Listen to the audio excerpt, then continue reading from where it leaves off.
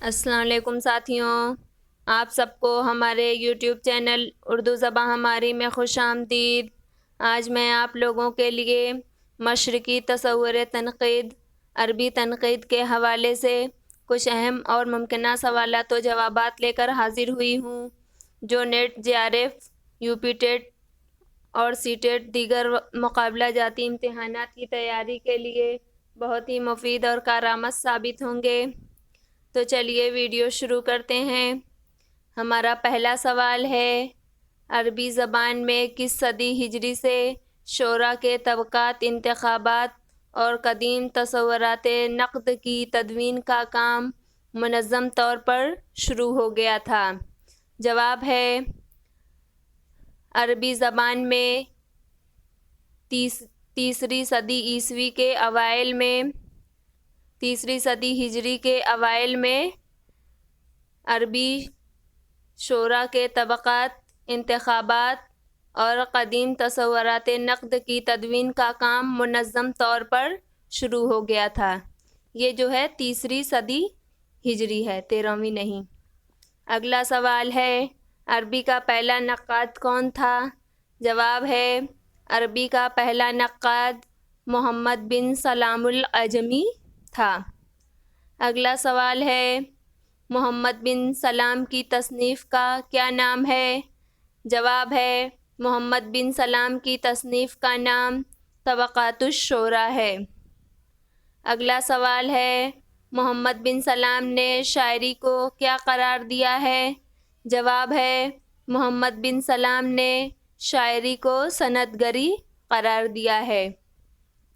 اگلا سوال ہے، الشعر والشورى کس کی کتاب ہے؟ جواب ہے، الشعر والشورى ابن قتیبہ کی کتاب ہے۔ اگلا سوال ہے، الفاظ کو حد الوسع تاکید سے بچانا چاہیے، کلام کو اتنا سہل ہونا چاہیے کہ وہ عوام کی فہم سے قریب ہو جائے، یہ خیال کس عربی ناقد کا ہے؟ جواب ہے، یہ خیال عربی ناقد ابن قتیبہ کا ہے۔ اگلا سوال ہے، ابن قتیبہ نے اچھے اور برے کے اعتبار سے شاعری کو کتنے حصوں میں تقسیم کیا ہے؟ جواب ہے، ابن قتیبہ نے اچھے اور برے کے اعتبار سے شاعری کو 4 حصوں میں تقسیم کیا ہے۔ وہ کون کون سے ہیں؟ تو وہ یہ ہیں، جس میں لفظ اور معنی دونوں اعلیٰ درجے کے ہوں۔ دوسرے اور تیسرے نمبر پر وہ شعر آتے ہیں جن میں لفظ اچھے اور معنی بے مصرف ہوں، یا معنی عمدہ اور لفظ ناقص ہوں۔ اور سب سے پست یعنی چوتھے درجے کا وہ شعر ہے جس میں نہ تو لفظ اچھے ہوں اور نہ ہی معنی۔ اگلا سوال ہے، ابن قتیبہ نے شعر گوئی کے لیے کیا ضروری بتایا ہے؟ تو جواب ہے، ابن قتیبہ نے شعر گوئی کے لیے شعوری کاوش اور تراش و خراش کو ضروری بتایا ہے۔ اگلا سوال ہے، نقد شعر کس کی تخلیق ہے؟ جواب ہے، نقد شعر قدامہ ابن جعفر کی تخلیق ہے۔ اگلا سوال ہے، بہترین شعر وہ ہے جو سب سے زیادہ جھوٹا ہو، یہ بیان کس کا ہے؟ جواب ہے، یہ بیان قدامہ ابن جعفر کا ہے۔ اگلا سوال ہے، ابن رشید کی تصنیف کا کیا نام ہے؟ جواب ہے، ابن رشید کی تصنیف کا نام العمدہ ہے۔ اگلا سوال ہے، ابن رشید شعر کے لیے کیا لازمی قرار دیتے ہیں؟ جواب ہے، ابن رشید شعر کے لیے وزن اور قافیہ کو لازمی قرار دیتے ہیں۔